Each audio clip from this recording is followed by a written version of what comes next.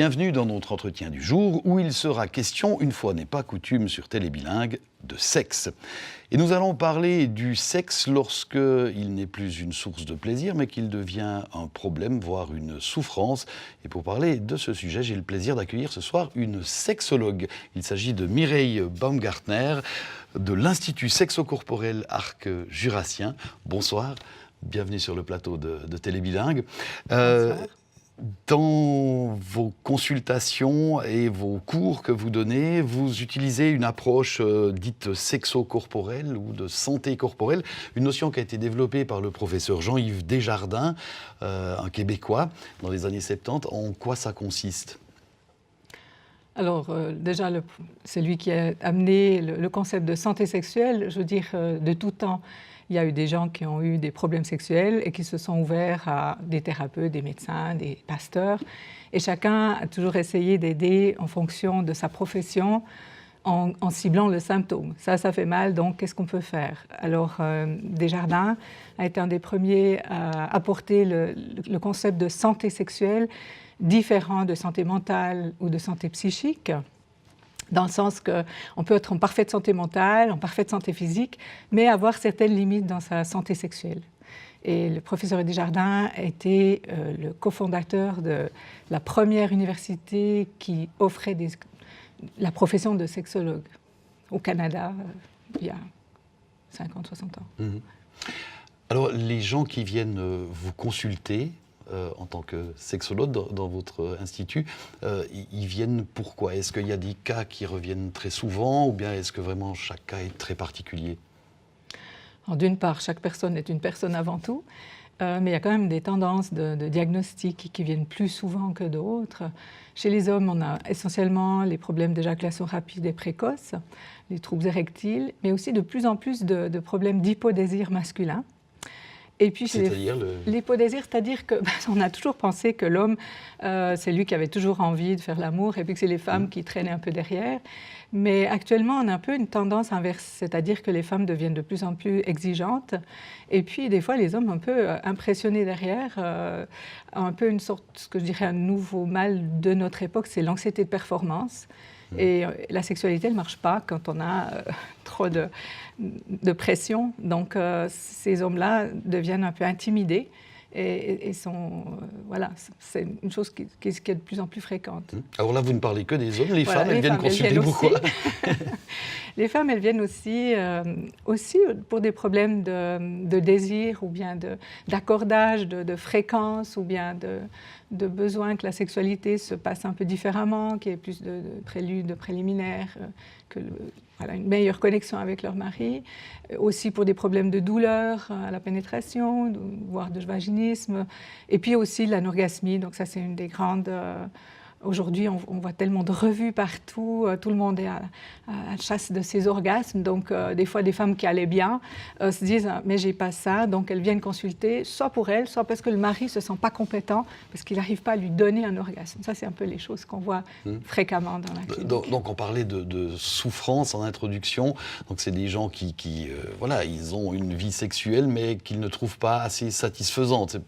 Je suppose si quelqu'un arrive et qui, visiblement, il y a des problèmes physiologiques, là, c'est pas de votre domaine. Je pense que vous envoyez chez un neurologue. Alors, c'est clair que notre formation de sexologue, on a aussi une formation qui est plus large pour pouvoir faire la distinction entre les problèmes qui seraient à envoyer à un urologue ou un gynécologue ou un psychiatre. C'est clair, moi, je ne vais pas remplacer ces gens-là. Mais on a remarqué que plus de 90% des gens qui ont des difficultés dans leur sexualité sont en parfaite santé physique et mentale et que souvent, il y a un mal-être, mais ils ne savent pas comment dépasser ce mal-être. Il y a une sorte de difficulté à communiquer aussi, peur de blesser, peur de mal être compris, et qui fait qu'ils se sentent... Enfin, ce qu'on dit dans certaines études, que quand la sexualité marche bien dans un couple heureux, ils imputent 15 à 20% de ce bonheur à la sexualité. Par contre, quand un couple a des grosses difficultés, ça devient 70-80% de leur mésentente. Et on dit quand même qu'il y a plus de 50% des couples qui divorcent, de ceux qui divorcent,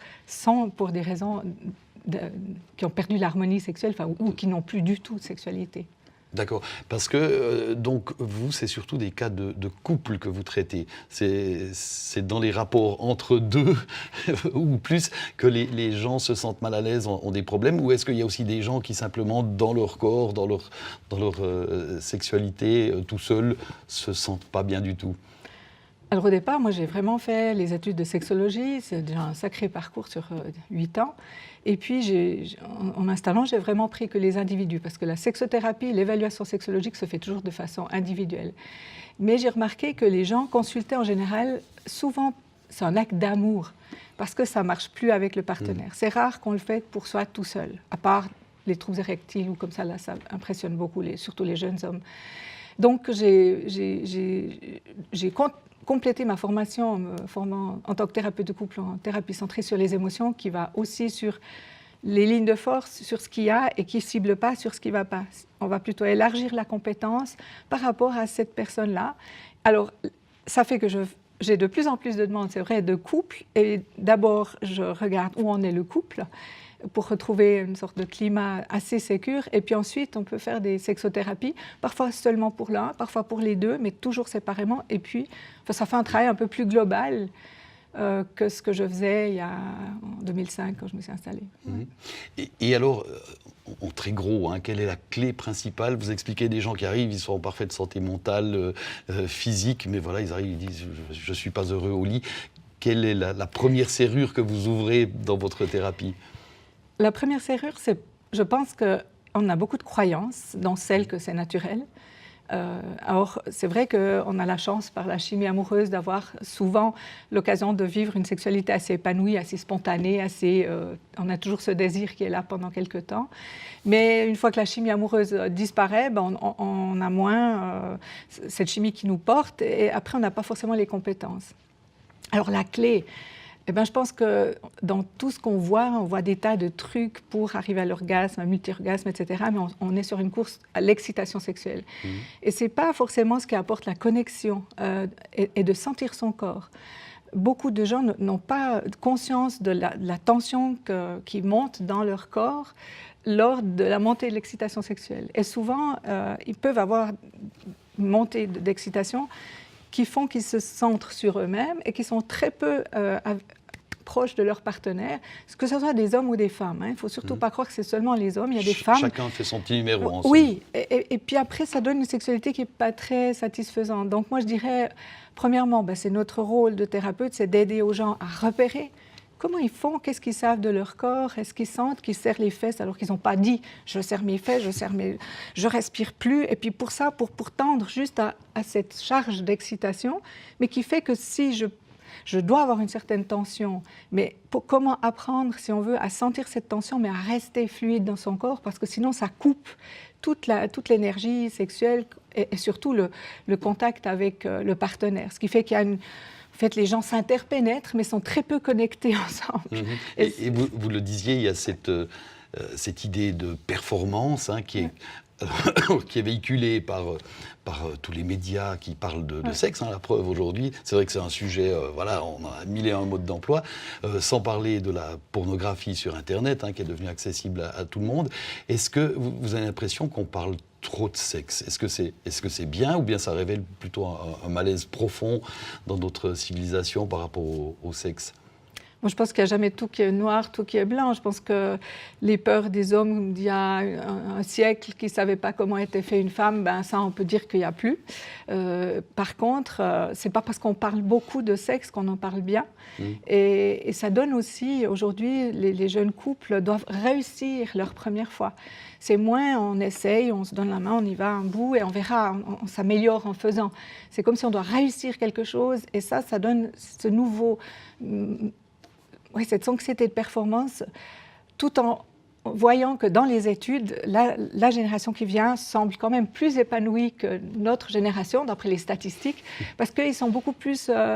il y a moins de passivité chez la femme, il y a beaucoup plus quand même de jeu entre eux, en tout cas pendant un certain moment. Et une chose que j'aimerais dire, c'est que paradoxalement, cet afflux de pornographie, et surtout chez les jeunes, parce que je travaille aussi avec les jeunes à l'école, eh ben ça fait des modèles encore plus romantiques qu'avant, mais totalement idéalistes et très peu proches de la réalité du terrain, qui fait qu'on n'est pas si idéaux que ça. Voilà. Donc c'est un peu paradoxal. Voilà. Très bien. Mireille Baumgartner, vous le disiez, c'est pas la quantité qui compte, mais la qualité quand on parle de sexe. J'espère qu'on a bien parlé. On est déjà arrivé au bout de nos 10 minutes. Juste encore une précision. Donc, vous donnez également des cours dans l'Institut sexo-corporel Arc-Jurassien. Il y en aura en automne avec des sujets comme la ménopause, la sexualité au masculin, les habiletés érotiques.